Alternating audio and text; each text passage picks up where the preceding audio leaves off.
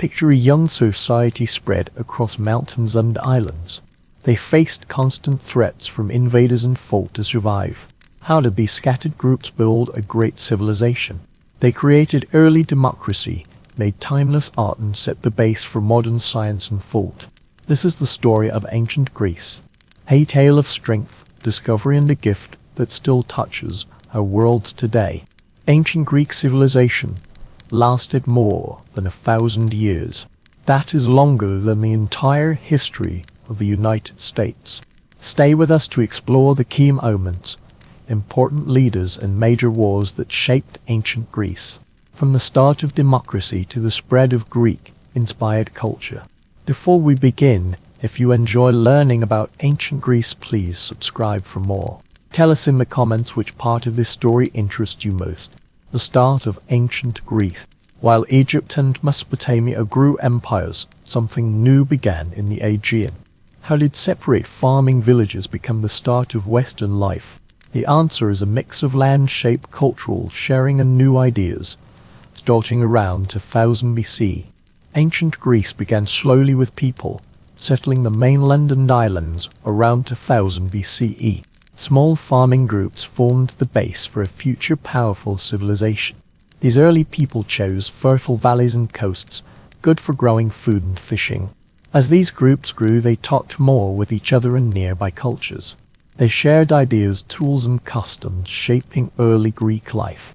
Trade paths connected the mainland to islands and other sea cultures. This helped the economy grow and added new cultural elements. Greek land played a big part in its growth. Mountains divided people, leading to separate city-states, but the long coast and many islands helped sea trade and travel. This mix of separation and connection shaped Greek society and government. As early Greek groups organized, they built shared culture. A common language appeared with different local versions. This helped spread ideas and start a shared writing tradition. Myths were also key to Greek identity.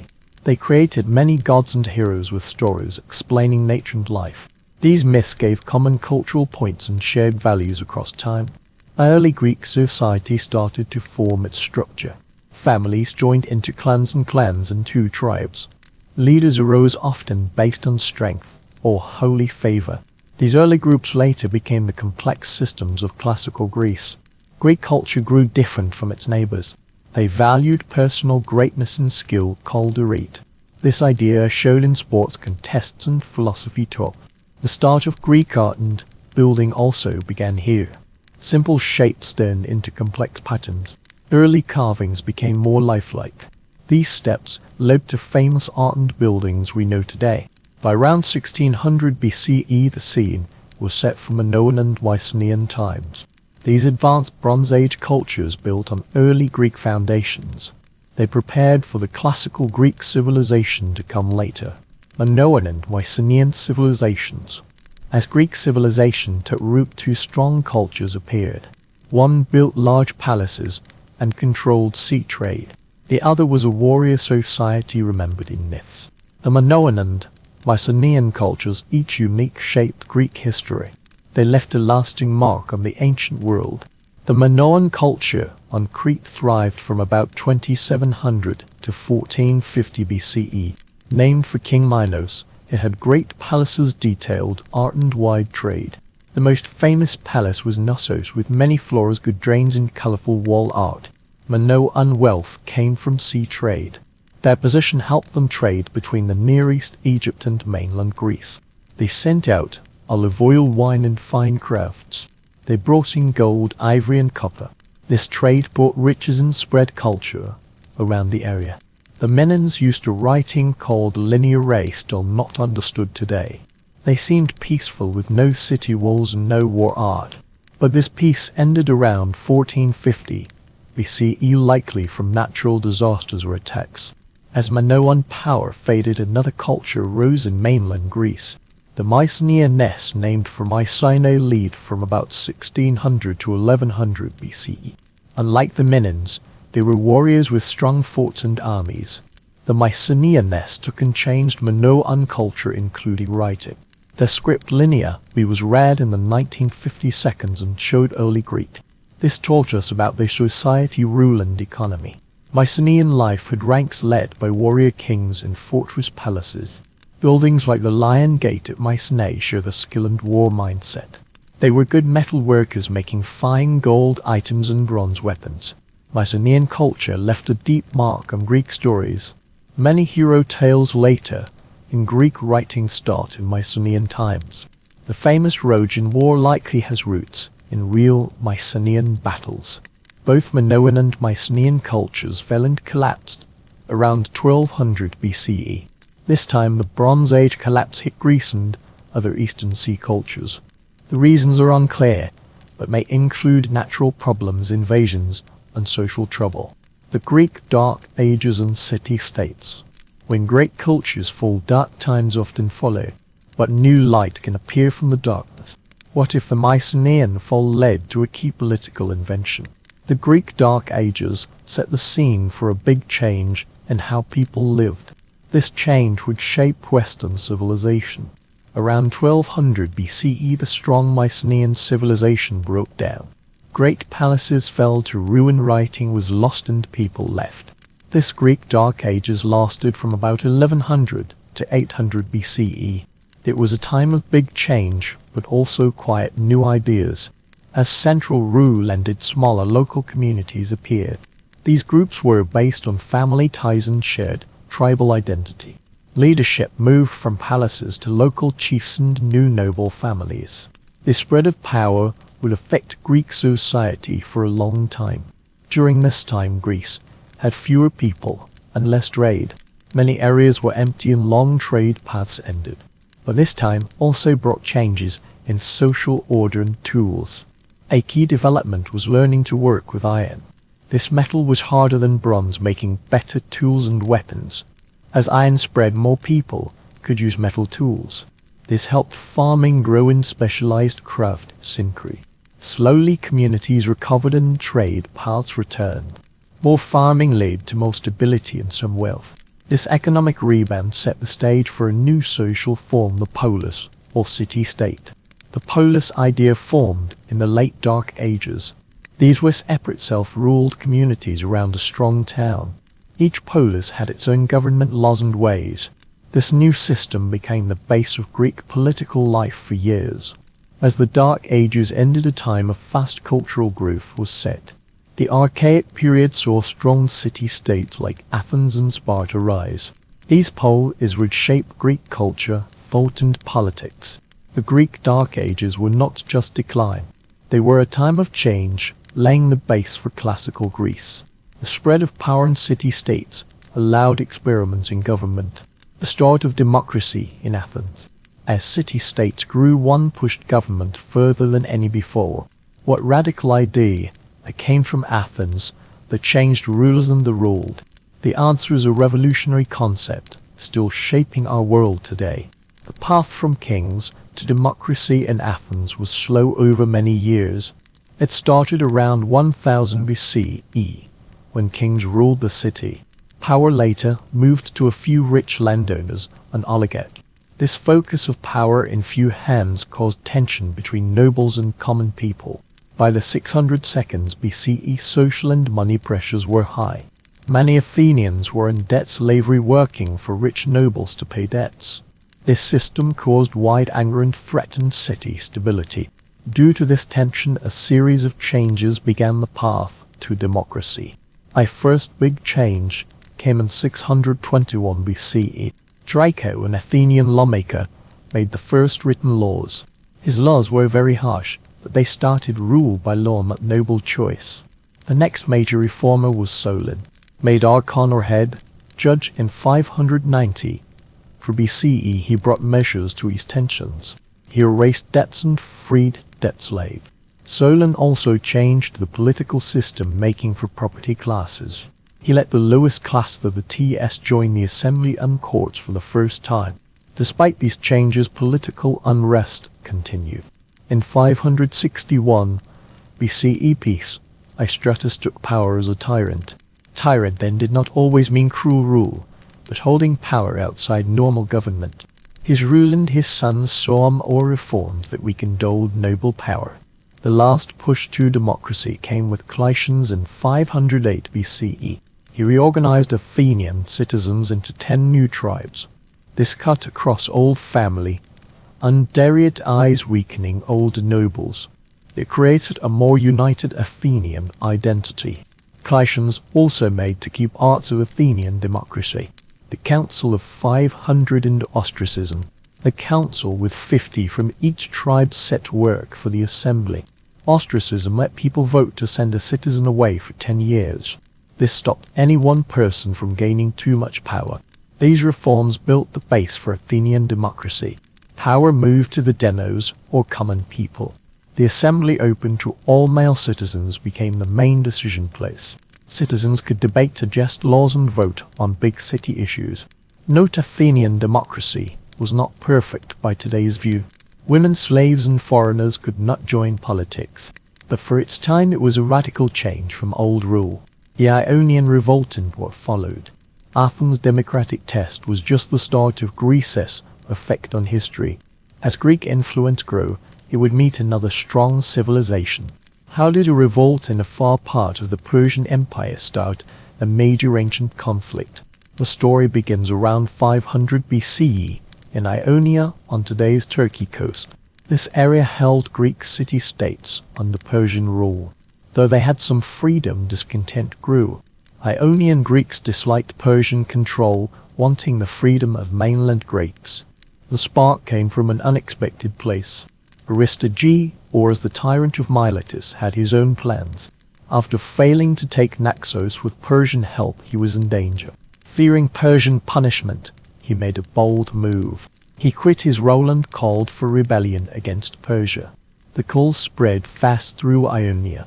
City after city joined the revolt, removing Persian-backed tyrants. But the rebels knew they could not fight Persia alone. They asked mainland Greeks for help. In 498 BC, Aristotle went to mainland Greece seeking allies. Sparta said no, but Athens listened. The Athenians, energized by the new democracy, saw a chance to help Greeks and spread influence. They sent a small fleet to aid the Ionians, a choice with big future results. The revolt grew. In 497 BCE, combined Ionian, Athenian, and Eretrian forces marched inland. They burned Sardis, the capital of the Persian area Lydia. This bold act caught Persian king Darius I's sigh. A local uprising now needed a top empire response. Burning Sardis was a turning point. It changed a local revolt into an international fight. Darius swore to crush the revolt and punish Athens and Eretria for meddling. The scene was set for a Persian Empire and Greek city-state clash shaping history. Despite early wins, the revolt soon failed. The Persian Empire used its full strength, taking back rebel cities. By 490 BC, the revolt was over. Miletus, the revolt's center, was destroyed and its people moved. Other Ionian cities returned to Persian control. The revolt's failure had quick results for the area. Persian rule returned, often stricter than before. But this conflict's echoes would go far past Ionia's code. For Darius, Athens and Eretria's involvement needed payback. He planned to punish these Greek cities and control them. For Greeks, the Ionian revolt was a warning. It showed the Persian Empire threatened the need for Greek unity. Lessons from this conflict would be key later as Greece faced Persia's full might. The Persian war's unity against a common enemy. With Ionian revolt embers still warm, a new conflict neared. The Persian War's fight between Greek city-states and the Persian Empire began in 499 BCE, lasting to 449 BC. The first big fight came in 490 BC. King Darius I of Persia attacked Greece to punish Athens for helping the Ionians. Persians landed a big force at Marathon Plain, just 26 miles from Athens. Though greatly outnumbered, Athenians, led by smart General Miltiades, won at Marathon. This win raised Greek spirits, showing the strong Persian Empire could fall. The win was so surprising a messenger, Ppides, ran from Marathon to Athens with the news. This started the modern marathon race. The Persian threat was not over. Darius' son Xerxes became king and planned a huge Greece invasion. In 480 BCE, Xerxes led a giant army and navy across the Hellespont to control all Greece. The Persian foresight seemed to doom Greek city-states. Facing this threat, many Greek city-states united, forming an alliance. The Hellenic League, led by Athens and Sparta, are united to resist Persia. This new teamwork between rival states proved key. The first big battle of Xerxes' invasion was at Thermopylae, narrow coastal pass. A small Greek force led by Spartan king Leonidas held a huge Persian army 3 days. Though Greeks finally lost their bravest and gave Greece time to prepare defenses, Thermopylae became legend, showing courage against great odds. While land battle raged at Thermopylae, Greek and Persian fleets fought at Artemis Ium. The battle was unclear, but stopped the Persian fleet from surrounding Greek land forces. After Thermopylae fell, Athens was left empty and burned by the Persian army. The war's turning point was at Salamis in 480 BCE. Athenian general Themistocles tricked the bigger Persian fleet into narrow Salamis straits. In tight waters, more agile Greek ships beat Persian ones, crushing Xerxes' sea power. The sea battle at Salamis led to a Greek land win at Plataea in 479 BCE. This battle ended the Persian invasion and began a Greek pushback. The Hellenic League, now led by Athens, freed Greek cities in Ionia and Aegean from Persian control. Greek win in the Persian Wars greatly affected Western civilization. It kept Greek freedom and let classical Greek culture bloom in the 402nd BCE. This time, Athens' Golden Age saw huge steps in philosophy, drama, art and democracy, still influencing the world. The Golden Age of Athens, art, thought and science. Athens' Golden Age was not just peace and wealth. It was a place for ideas, shaping the world for thousands of years. How did this short time create so many new thinkers, artists and leaders? After the Persian Wars, Athens became Greece's top city-state. This Golden Age lasted from about 480 to 404 BCE. It was a time of unmatched cultural growth, laying Western civilization's base today. At this Golden Age's heart was leader Pericles. He led Athens much of this time, shaping the city's culture and politics. Pericles believed art and building could inspire and unite people. He started a big building plan, making Athens a city of great beauty. The crown of Pericles' building plan was the Parthenon, a temple for goddess Athena. This great building with perfect shape and detailed carvings still stands today. It shows ancient Athens' artistic success. The Parthenon was more than a religious building. It was a sign of Athenian power and cultural top place. But the Golden Age was not just big buildings. It was a time of big thought, especially in philosophy. Thinkers like Socrates began to question old ways and ask people to question everything. Socrates' way of asking deep questions to spark thinking changed how people see knowledge and truth. The arts also grew in this time. Greek theatre reached its peak with writers like Sophocles, Aeschylus, and Euripides. These writers made complex tragedies, exploring human life still meaningful today. Their plays asked big questions about fate, choice, and justice, capturing audiences. Science and math also grew in the Golden Age. Thinkers like Anaxagoras gave early astronomy ideas, saying the sun was hot stone and moon made of earth. While simple now, these ideas were key steps to knowing the universe through looking and reason, not myth.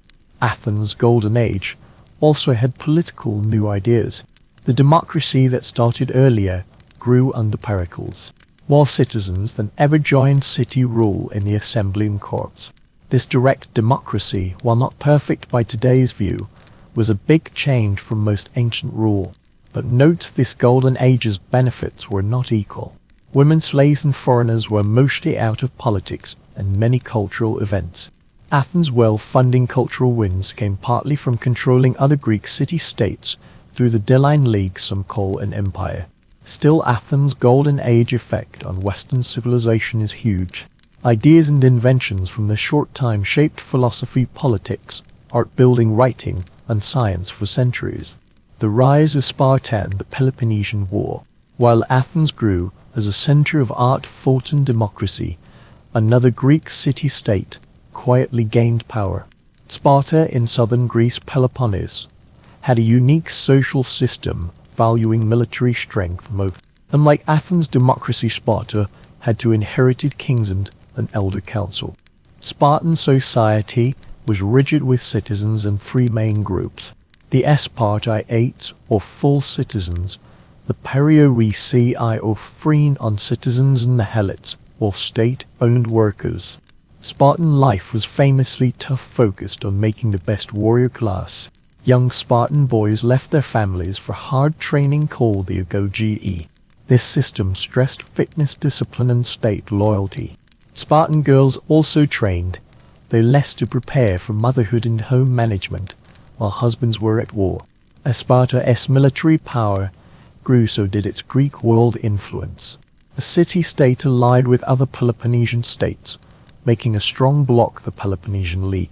This league led by Sparta differed from the Delian League led by Athens. The two leagues showed different ways of life and draw.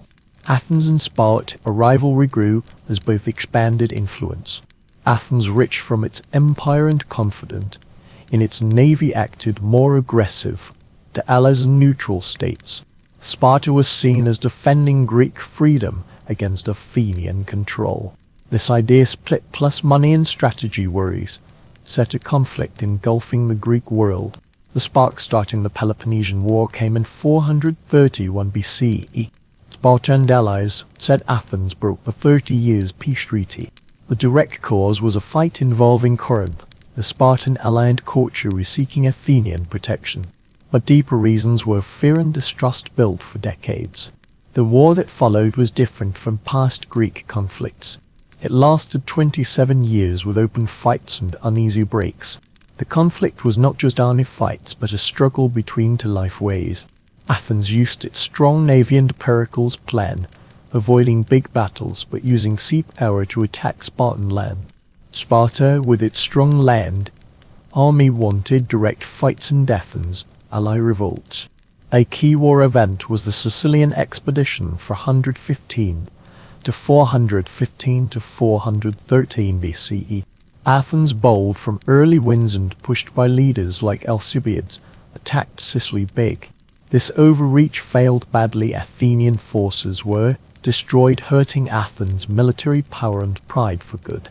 As war dragged on, both sides faced internal fights and money problems. Athens suffered a bad plague early in the war, killing many, including Pericles. Sparta, usually isolated, got more involved in Greek matters, even seeking Persian help against Athens. Greek warfare, hoplites, and phalanx tactics. As city-states clashed and alliances changed, one thing stayed the same. The Greek hoplite, these citizen soldiers with round shields and long spears, were ancient Greek armies' backbone. But how did these part-time warriors become their time's most feared fighters? The answer is the phalanx formation, a new military tactic changing Greek war. The phalanx was a tied rectangle of heavily armed foot soldiers. Each hoplite carried a big round shield called an asp, and a long spear called a doru. The phalanx's key was group strength and discipline over single heroic. In phalanx, hoplites stood shoulder to shoulder, shields overlapping for a strong wall. The front rows pointed spears forward, making a sharp hedge. This tight formation let Greeks show a united front that could block enemy attacks and push forward hard. Hoplite gear was key to phalanx success. The asp, shield wood with bronze covered, protected the bearer and the soldier to his left. This overlap made the shield wall vital to phalanx defense. The doru spear, about 2.5 meters long, let hoplites hit enemies while keeping formation. The hoplite rise and phalanx tactics grew with Greek city-states. As these polis gained power and wealth, they could equip more citizens as hoplites. This made citizen armies where men from all but poorest classes served as heavy infantry. The phalanx formation strength showed in major conflict. In the Persian Wars, Greek hoplites proved worth against more numerous lighter armed Persian forces. At Marathon 490, BCE, the Athenian phalanx beat a bigger Persian army, though outnumbered. Phalanx wins in these fights fixed it as Greece's main military formation, but the phalanx had weaknesses. Its strength on flat ground was a problem on rough land, where keeping formation was hard. The phalanx also lacked flexibility, making it open to side attacks if flanks were open. These limits would later be used by more flexible systems like the Roman legion. Hoplite war's effect went past the battlefield. Values stressed in phalanx fighting, disciplined teamwork and group effort entered Greek society deep. The idea that community strength needed each person's part to match Greek polis citizenship ideals.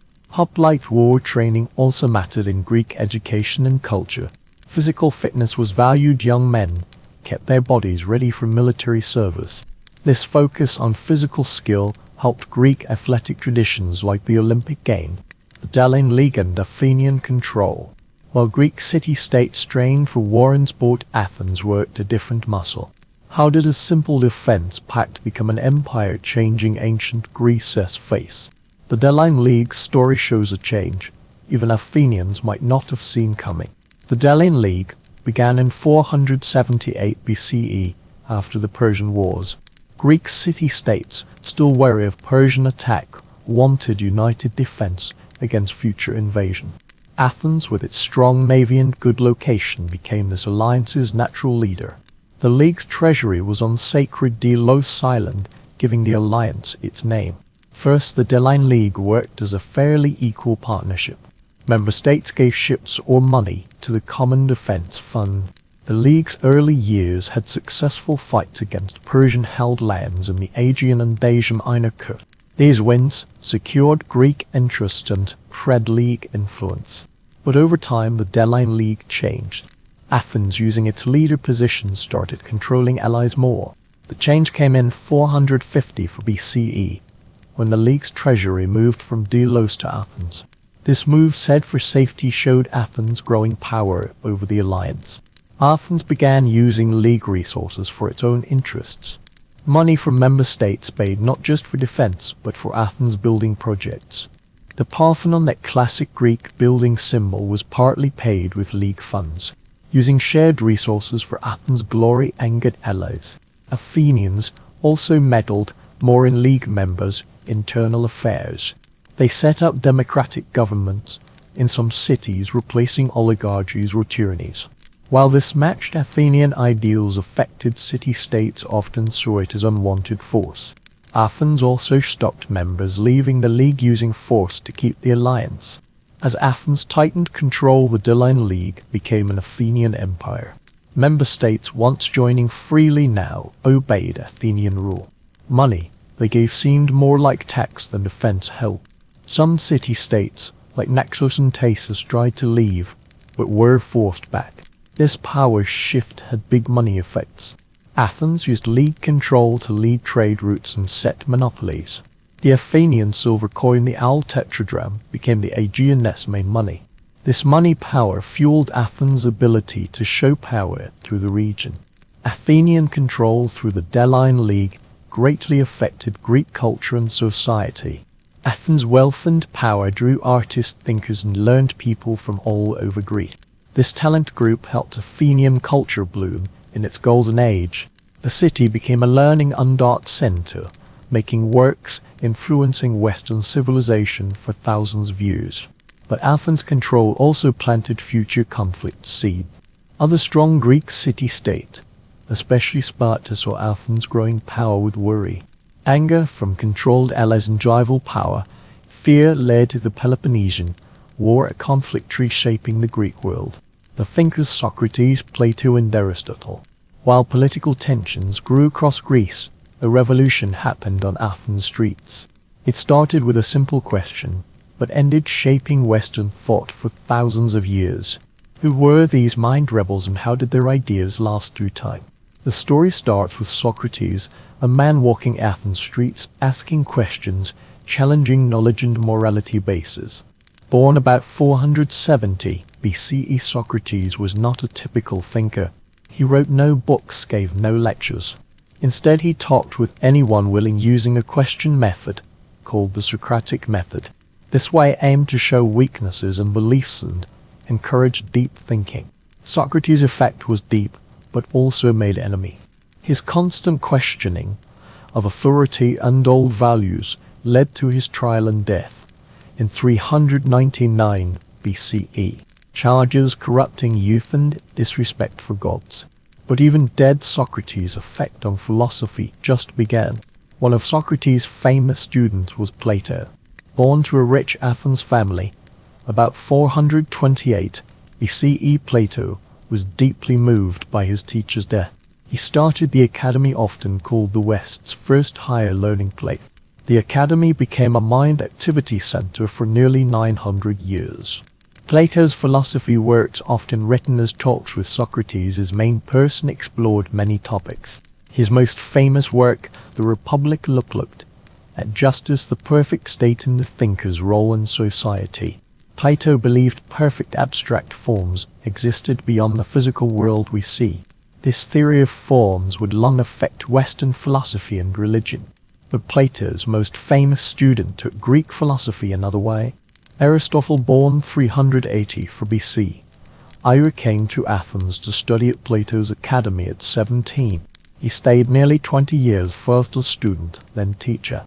After Plato's death, Aristotle left Athens and tutored young Alexander of Macedon, later Alexander the Great. Aristotle's philosophy approach differed from Plato's. While Plato focused on abstract forms, Aristotle cared more about the physical world. He did wide studies in biology, physics, and astronomy, setting many science fields base. His logic works, especially the syllogism, influenced Western thought for centuries.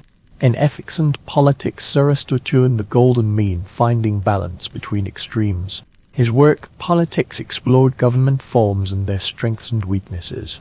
These ideas affected political thinkers for generations. These three thinkers, Socrates, Plato, and Aristotle, are often un-Western philosophy's base figures. Their ideas and question methods set the base for countless philosophy and science steps in later centuries. Alexander the Great spreading Greek culture. As Greek philosophy grew, another force rose in the north. Who was this Macedonian king's son, taught by Aristotle himself? How did he build an empire from Greece to India in just 13 years? The answer is Alexander the Great's amazing life. A man whose drive and war skill reshaped the ancient world, spreading Greek culture far past its old borders. Born 356 BC, the Alexander was Philippi, king of Macedon's son. Young Alexander was clearly no ordinary prince. His father, seeing his son's potential, arranged the best education. This included hiring philosopher Aristotle as Alexander's personal teacher when the prince was 13. For 3 years, Aristotle taught Alexander literature, philosophy, and nature sciences. This gave him deep Greek culture and knowledge respect. Alexander's Aristotle education greatly affected his worldview and future aims. It gave him world curiosity and a wish to explore and know different cultures. This mind base later affected Alexander's conquest and empire approach. He wanted not just to control, but to blend the different peoples he met. At 20, Alexander became Macedon king after his father's killing. Within 2 years, he secured his Greece power and started his famous East War. Alexander's first big win was against the Persian Empire, then the area's top power. In key fights, including the famous Issus battle 333 BCE, Alexander beat Persian king Darius, gaining huge lands. Alexander's conquests did not stop with Persia. He pushed further east into Central Asia, reaching India's borders. Along the way, he founded many cities, many named Alexandria after himself. The most famous, Alexandria in Egypt, became an ancient learning great center, home to the famous library. A key part of Alexander's conquests was the cultural sharing they helped. As he moved east, Alexander used a cultural mixed policy. He urged his Macedonian and Greek soldiers to marry Persian women and took some Persian ways himself. This policy, though disliked by his men, aimed to make a united empire, mixing Greek and Eastern cultures. This cultural mix made what we call Hellenistic civilization. Greek language, art, building, and philosophy spread through Alexander's empire, affecting local cultures from Egypt to India. Greek became the Eastern Mediterranean and Middle East common tongue, helping trade and culture sharing. The Hellenistic time saw new philosophy schools, science and math, steps and new art styles mixing Greek and Eastern part. Alexander's conquest's effect on spreading Greek culture was huge. In centuries after his death, Greek-style cities grew across the Near East and Central Asia. These cities became Hellenistic culture centers, keeping and developing Greek traditions, even as Alexander's empire broke apart. The Ptolemy line in Egypt, started by Alexander's general, supported Greek learning, making Alexandria a major mind center. The Macedonian conquests after Alexander. When Alexander the Great died in Babylon, he left no clear heir to his huge empire. His only son Alexander IV was born after his death and too young to rule. This power gap set the stage for strong rivalry and conflict among Alexander's top generals, called the Diaduchi or successors. The Diaduchi first tried to keep Alexander's empire united under rule for his young son, but personal aims in the land's huge size soon caused splits. The first big conflict, the First Diaduchi War, started almost after Alexander's death. This war set the tone for coming decades as alliances formed and broke fast. As things settled, three main kingdoms rose from Alexander's empire ruins.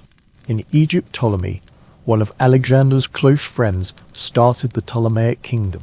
He secured his power by taking Alexander's body to Egypt, using it as a rightful rule sign. The Ptolemaic line ruled Egypt nearly 3 centuries, ending with famous Cleopatra VII. In the East, Seleucus took Alexander's former empire's largest part. The Seleucid Empire stretched from today's Turkey to India's borders. Seleucus and his heirs faced ruling a huge, diverse and balancing Greek and Persian cultural effects. Meanwhile, in Macedonia and Greece, Sparta's the Antigone line took control. Founded by Antigonus, the one-eyed, this kingdom tried to keep Macedonian power over Greek city-states and resist other successor kingdoms. These 3 main kingdoms, plus smaller states like Pergamon, fought and made deals often. Alliances changed often as each ruler tried to beat others. The time had big expansion tries, each kingdom trying to remake Alexander's empire under its own flag. Despite political split, culture kept spreading and changing through these successor states. The Hellenistic time saw new Greek-style cities across the Near East and Central Asia. These city centers became Greek culture hubs, drawing scholars, artists and traders from the known world. The successors pushed Greek culture as a uniting force in their diverse realm. They built great temples, theaters and libraries in Greek style. The famous Alexandrian library, started by the Ptolemies, became the ancient world's top learning place, drawing scholars from far. At the same time, the successor kingdoms were not just classical Greek culture copies. They made unique Greek and local tradition blends, creating new art forms, philosophy schools and religious practices. This cultural mix showed especially in areas like Bactria, today's Afghanistan, where Greek and Indian effects merged for special art styles. The time after Alexander's death also had key technology and science steps. Large central state resources allowed big engineering projects and science research support. New ideas in math, astronomy and medicine grew in the Hellenistic world's competitive mind climate. The Hellenistic kingdoms. Alexander the Great's 323 BCI death began a new ancient world era. His huge empire from Greece to India was too big for one successor. Instead, it split into several smaller kingdoms, each ruled by Alexander's former generals. These new realms, the Hellenistic kingdoms, shaped the Mediterranean and Near East political and cultural scene for centuries. The largest, strongest of these kingdoms was the Seleucid Empire, started by Seleucus I Nicator. At its peak, it covered huge land from today's Turkey to India's borders. The Seleucids faced governing a very diverse empire, balancing Greek and Persian effects for stability. They started new cities through their land, like Antioch in Syria becoming Greek culture main centers in the east. In Egypt, Ptolemy Isotus started the Ptolemaic kingdom. The Ptolemies took many Egyptian customs and acted as pharaohs for new subject approval. They made Alexandria their capital. Under their support it grew into the ancient world's mind capital. The famous Alexandria Iberia became a scholar beacon from across the Mediterranean, holding thousands of scrolls and drawing the brightest mind. Meanwhile, in Macedonia and Greece, parts the Antigone line took control. Founded by Antigonus I Mount op Helen, this kingdom tried to keep Macedonian power over Greek city-states. The Antigone faced constant challenges from other Hellenistic rulers, and independent Greek power is making their power hold often shaky. These kingdoms were more than political units. They pushed a new cultural phenomenon called Hellenism, mixing Greek and local traditions. In cities like Alexandria, Antioch, and Pergamon, Greek language and customs mixed with Egyptian, Persian, and other local effects, making unique cultural blends. The Hellenistic time had creativity, a new idea explosion. Ptolemaic and Seleucid kings' support helped new science, math, and philosophy work. Scholars like Euclid made new math theories, while astronomers like Aristarchus of Samos gave universe nature revolutionary ideas. The Alexandrian Iberia became this mind activity hub, keeping on growing ancient world knowledge. Art and building also grew under Hellenistic rule. New styles appeared, mixing Greek looks with local tradition. The famous Colossus of Rhodes and Alexandria lighthouse to ancient world, 7 wonders came from this time. Writing changed too, with new forms like the Characters, pastoral poetry gaining popularity. But the Hellenistic world's political reality was not stable. Successor kingdom rival led to near constant war. The Ptolemaic and Seleucid empires often fought over Syrian Levant land. The Macedonian Antigone faced challenges from other Greek states and rising Rome power west. These fights drained Hellenistic kingdom resources, finally weakening the role of religion and myths in Greek society. Religion was not just part of Greek society, it was the fabric holding it together. From great temples to small home shrines, God presence was everywhere. Greeks believed in many gods, each with unique personalities and influence areas. At this divine group stops at Zeus, guide, ruler, and thunderbolt wielder.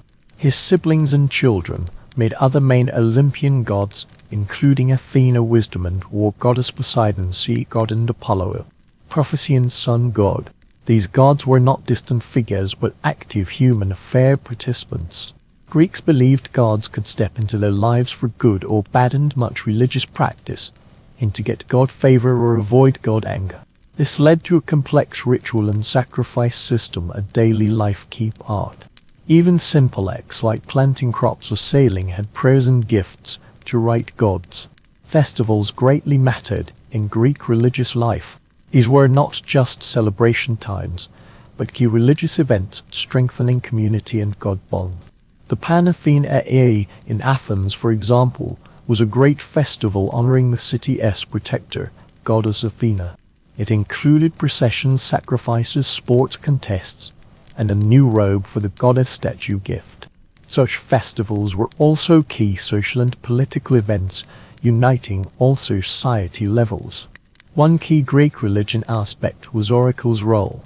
These were places people believed they could get direct God communication.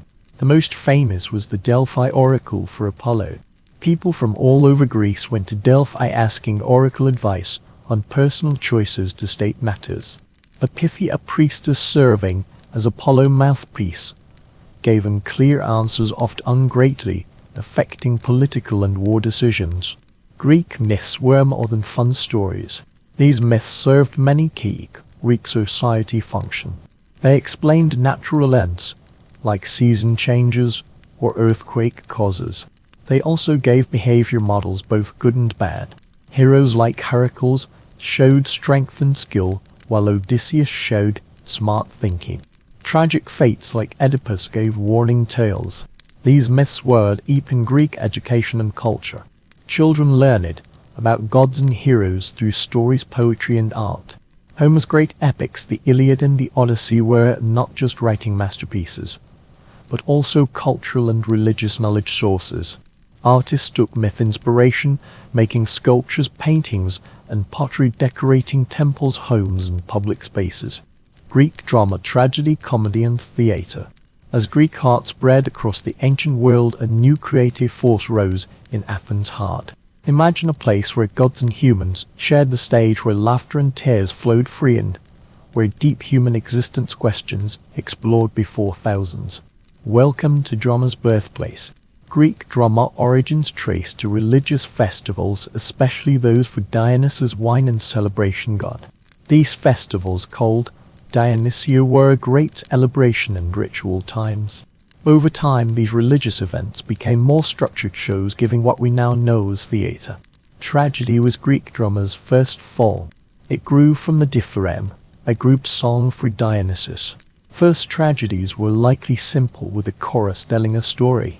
But around 530 BC, a man named Thespes forever changed theatre, stepping from the chorus as first actor. This new idea allowed talk and more complex storytelling. Three great tragedians rose in Athenian drama's Golden Age: Aeschylus, Sophocles, and Euripides.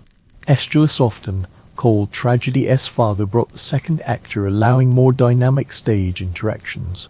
Sophocles added a third actor and increased chorus size. Euripides, the youngest, was known for his realistic and often controversial hero shows. Greek tragedies explored deep themes still meaningful today. They wrestled with fate and free will questions, just as nature and hubris, or too much pride, results. Plays often had myth figures, or heroes facing impossible choices, their struggles showing human existence complexities. While tragedy dealt with heavy themes, comedy gave balance with sharp satire and humor. Aristophanes, ancient Athens' most famous comedy writer, used plays to comment on current society and politics. His works mocked everyone from politicians and thinkers to gods themselves. Aristophanes' old comedy had current humor, fantasy plots, and chorus used to talk directly to the audience. Greek theatres were building marvels made to hold thousands. The typical Greek theatre had three main parts: the orchestra, a circular space where the chorus performed; the scena, building behind the orchestra's backdrop and changing room; and the theatron, a semicircular seating area for the audience. These open-air amphitheatres used natural sound, letting even back rows hear performers clearly. Seeing plays was Athenian civic lifescape art. During festivals like the city Dionysia, the whole city joined to watch shows. These events were more than entertainment. They were community experiences, strengthening shared cultural values and letting citizens engage key social and political issues. Greek drama's effect on Western writing and theatre is huge. Tragedy's basic structure, from Aristotle's Poetics, still informs storytelling across media. Catharsis, the emotion clearing through shared experience, stays a powerful modern entertainment tool. Even the word drama comes from the Greek action word. Science and technology in ancient Greece. Greek science and technology's story starts with Miletus, early thinkers of Greek colony in Asia Minor. Around 600 BCE, Thales of Miletus said water was the basic substance all things came from. While this idea may seem strange today, it showed a key thought shift. Instead of giving natural events to God whims, Thales looked for a reason explanation based on physical world watching. Thales' student Anaximander took this idea further. He suggested the universe followed natural laws, not divine steps. Anaximander said Earth was a cylinder floating in space, a radical idea for his time. He also made the first known world map, showing the Greek wish to know and show their surroundings. Another Miletus thinker, Anaximander, said air was the universe's main substance. He saw air could change to other substances through thinning and thickening. This single substance changing idea would affect scientific thought for centuries. As Greek scientific thought grew, watching and reason, inquiry became more important. The Pythagoreans, a thinker and math group started by Pythagoras, gave big steps to astronomy and theory. They said star-body movements followed math principles, a concept later affecting Kepler and Newton. In medicine, Hippocrates, of course, changed health and disease approach. He rejected illness from supernatural forces idea and looked for natural explanations instead. Hippocrates stressed diet, exercise, and environment factors' importance for health.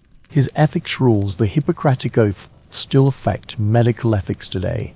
Greek technology also made big steps then. Archimedes of Syracuse, maybe ancient times' greatest scientist and engineer, gave many math and physics steps. He made the Archimedes screw, a water lifting device still used some places today. Archimedes also set hydrostatics and static spaces, made ways to calculate different shapes, areas, and volume. In astronomy, Greek thinkers made amazing progress. Aristarchus of Samos gave a sun-entered solar system model nearly 1800 years before Copernicus. Though his ideas were not widely accepted then, they show Greek scientific boldness. Eratosthenes of Cyrene calculated Earth's circumference surprisingly accurately, using only stick shadows and geometry. Greek science and technology's effect went far past their own time. Their stress on reason, inquiry, and natural event math description set the scientific method's base. Greek scientists and thinkers' works were kept and grown during Islam's Golden Age and later rediscovered by European scholars in the Renaissance. Pythagoras, Euclid, and Greek math foundations. Greek reason inquiry did not stop at natural world watching. It reached the abstract number and geometry area. Imagine a world without math proof idea, or that shapes could be described by equations. That was the world before Pythagoras and Euclid. These Greek thinkers did not just solve math problems, they basically changed how we see logic, reason, and truth's very nature. Greek math's story starts with Pythagoras, a thinker and mathematician born about 570 BCE on Samos Island. Pythagoras started a school in Croton, southern Italy, where followers studied math and philosophy. They believed numbers were knowing the universe's key, and this belief led them to math and theory. Key finds: Pythagoras is best known for his name theorem. In a right triangle, the hypotenuse s square equals the other two side squares' sum. While Babylonians and Egyptians knew this link before Pythagoras, he is credited with the theorem's first math proof. This change from watching to logic proof was math growth's revolutionary step. The Pythagoreans gave other key math steps. They found irrational numbers, challenging their belief all things could be whole number ratios. They also studied polygons and polyhedra qualities, setting later geometry growth base. About 2 centuries after Pythagoras, another Greek mathematician took these ideas further. Euclid, living about 300 BCE, is often called geometry's father. His most famous work, Elements, is a complete math study, staying a standard textbook over 2,000 years. In Elements, Euclid organized, unsystemated his time's math knowledge. He started with a few axiom statements accepted as true without proof and used these to get much math knowledge through logic deduction.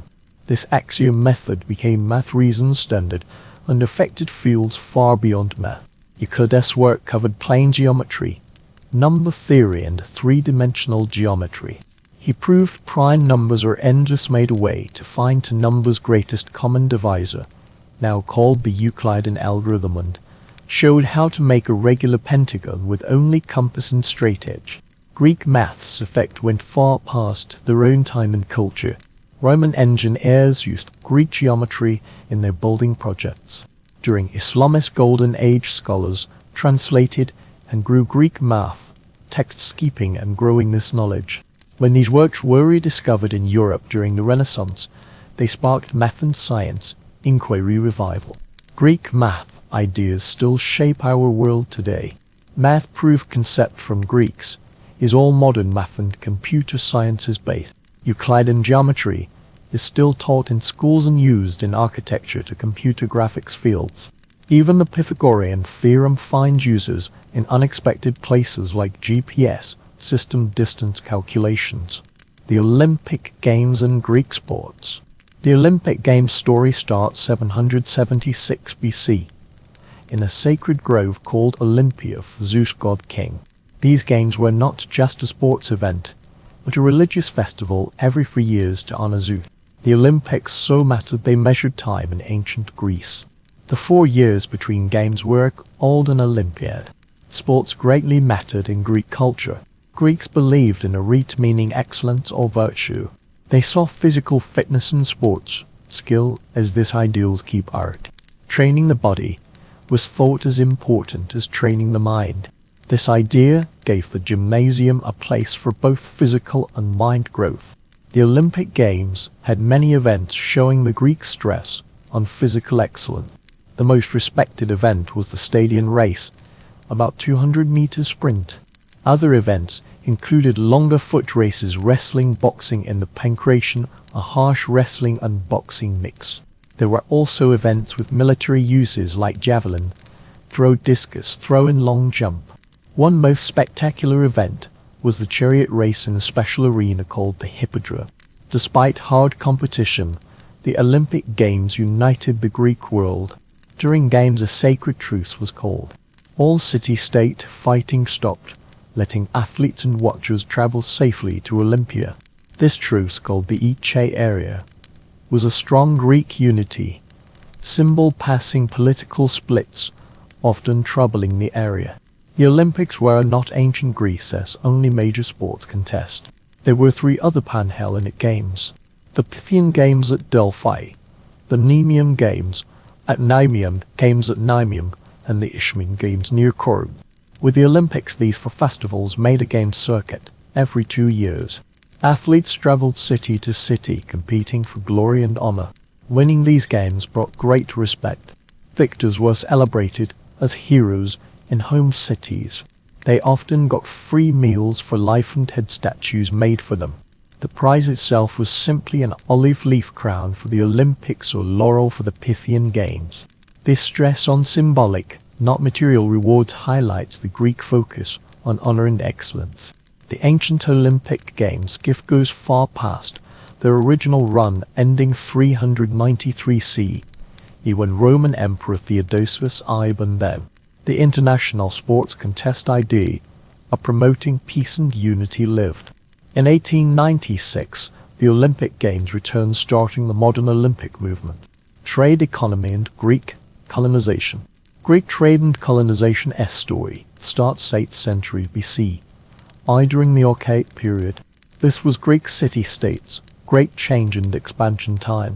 As populations grew and land grew scarce, many Greeks looked past their shores for new chances. Greeks were actual sailors. Their rough coast and many islands made them navigation and shipbuilding experts.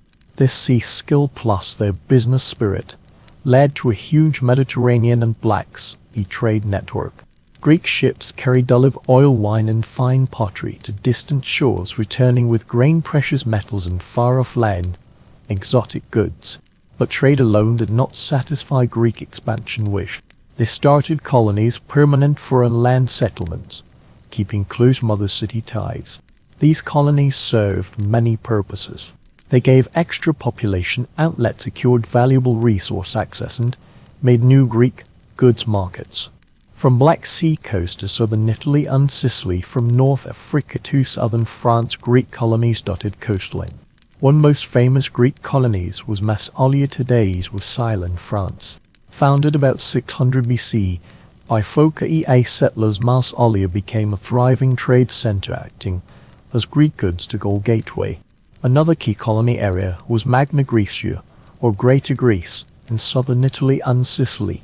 Cities like Syracuse and Tarentum grew to match and even passed many mainland Greek polis in size and wealth. This colonization's effect on Greek culture spread was deep. Where Greeks settled, they brought language, religion, and way of life. They built temples to their gods, made gymnasiums and theaters, and brought Greek political systems. This cultural spread made a wider Greek world where Hellenic culture grew far past mainland Greece borders. Trade and colonization also greatly affected Greek economy. Coinage's introduction, 7th century BCE, changed business. Cities like Aegean, Corinth, and Athens made their own coins, soon widely accepted through the Mediterranean. This money economy helped trade and allowed wealth collection on a scale not seen before. Key trade centers rose as economic activity hubs. Corinth, well placed on the isthmus connecting Peloponnese to mainland Greece, became a major business power. Its port facilities on both Saronic and Corinthian Gulf let it control east-west Mediterranean trade. Athens, with its Piraeus port, grew into a business powerhouse, its silver coins becoming an international money standard. Trade and colonization brought prosperity, greatly affecting Greek society. It caused a new wealthy merchant and trader class rise, challenging old nobility. This social change helped political changes in many city-states, including Athens' democracy growth. New ideas and cultural practices from colony meetings also stimulated mind and art growth, helping Greek philosophy, science, and art flowering. Greek trade and colonization also built other major ancient civilizations' connections. Greek traders traded with Phoenicians, learning from their alphabet writing system. They set trade posts in Egypt where Greek soldiers served pharaohs. In the east they met the Persian Empire, setting future conflict stage, but also cultural sharing. Ancient Greece's fall and Rome's rise. Ancient Greece's fall was a slow process over several centuries. It started after the Peloponnesian War, ending 404 BCE with Athens-Sparta defeat. This destructive conflict left both city-states weakened, set more rivalry and political instability through the Greek world. The war drained resources, broke trade networks, and hurt many. Greek polis social fabric. In the power gap that followed, various city-states tried for control. Thebes briefly rose under Epaminondas's leadership, beating Sparta at Leuctra 371 BC. But the manpower was short-lived, only to Epaminondas 360 to BCE death. This changing alliance and constant wartime further weakened Greek city-states, making them open to outside threats. Poseidon's rise under King Philippi marked Greek history's turning point. Philip taking power 359 BCE, military reforms, changing the Macedonian army into a strong fighting force. He also used diplomacy, bribery, and war might to spread influence over Greek city-states. In 338 BCE, Philip decisively beat a Greek forces coalition at Cho, and effectively ending independent city-states time. Philip's son Alexander the Great continued his father's work, using Greece as his Persian Empire conquest start point. While Alexander's campaigns spread Greek culture through huge territory, they also took manpower and resources from Greece itself. The Hellenistic kingdoms, rising after Alexander's 323 BCE death, centered in newly taken East lands, further reducing mainland Greece's importance. As the Greek world had these changes, a new power rose west. Rome, first a small Italian peninsula city-state, steadily grew influent. By 3rd century BC, Rome met the Greek world directly, starting with southern Italy Greek colony wars. The decisive moment came 146 BC when Rome crushed the Achaean League, a Greek city-state group resisting Roman effect. Roman general Lucius Mummius took and destroyed Corinth's cities, symbolic act marking Greek political independence. Greece became Roman Empire's Achaea province. But Greece's story did not end with political control. Greek culture kept strongly affecting its Roman conquerors. Many Romans admired Greek writing and philosophy. Wealthy Romans sent children to study in Athens, and Greek teachers were highly wanted in Rome. Roman poet Horace famously wrote, "Captive Greece took her rough conqueror captive and brought arts to rustic Latium." This cultural sharing went both ways. While Romans took many Greek culture parts, they also left Greece their mark. Roman engineering projects, improved structure, and Roman law brought new management organization.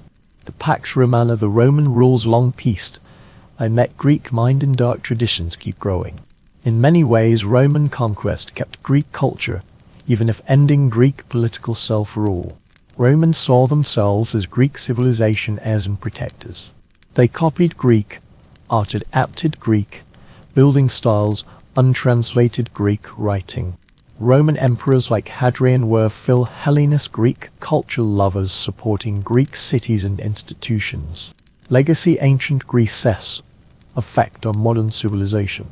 While Greek political power faded, its cultural effect only grew stronger. From buildings we make to how we think about democracy, ancient Greek fingerprints are everywhere in our modern world. But just how deep does this effect go? Ancient Greece's effect on modern civilization is deep and wide. One most key gift is democracy concept. The Athenian direct democracy model, where citizens join state decision steps, set modern democratic systems based. While today's democracies are representative, not direct, the course it is enjoining and government idea comes from ancient Greece. The Greek stress on individual rights and law rule also affected modern political thought. Greek philosophy still shapes Western thought, ethics, and education. Socrates, Plato, and Aristotle model ideas from Western philosophy's base. Socrates' question, method to stimulate deep thinking, is still used in education today. Plato's ideal forms concept affected math to political theory fields. Aristotle's knowledge system approach set many science fields base. These thinkers' ethics, justice, and reality nature ideas are still debated and used in modern situations. Greek art and buildings effect is seen in world buildings and monuments. The classical building orders, Doric, Ionic, and Corinthian, are still used in modern design. Many government buildings and higher learning places use Greek-inspired building to show authority and wisdom feel. The Greek balance and proportion art ideal still affects different medium beauty rule. Greek writing and drama long affected storytelling and theatre. Homer's epic poems, the Iliad and the Odyssey, stay influential works, studied and adapted in writing and popular culture. Greek tragedies by writers like Sophocles, Euripides, and Aeschylus brought complex characters, moral hard choices, and story forms still used in modern storytelling. Catharsis, the emotion clearing through shared experience idea, stays a powerful entertainment tool. In science and math, Greek steps set future growth base. Euclid's geometry principle set modern geometry's base. The Pythagorean theorem is still math's basic concept. Greek astronomers like Aristarchus gave sun-centered solar system models long before Copernicus. The scientific method, with its stress on watching, guess, and experiment, has roots in Greek philosophy, ways to know the natural world. The Greek medicine approach, started by Hippocrates, marked disease supernatural to natural explanation shift. The Hippocratic Oath still affects medical ethics today. Greek anatomy, physiology, and medical practice steps set modern medicine growth base. Ancient Greece's effect reaches language too. Many English words have Greek roots, especially science and technical field. The Greek alphabet became many modern writing systems base. Greek myths stay a rich writing and popular culture image and metaphor source. As we end our trip through ancient Greece's amazing gift, it is clear their wins set our modern world's base. From democracy and new philosophy to art and science, ancient Greece's effect still matters today. Please subscribe for more history shows and tell us in comments which Greece story part caught you most. Thanks for joining us. See you in the next show, and until then, feel free to explore our past episodes to keep history alive.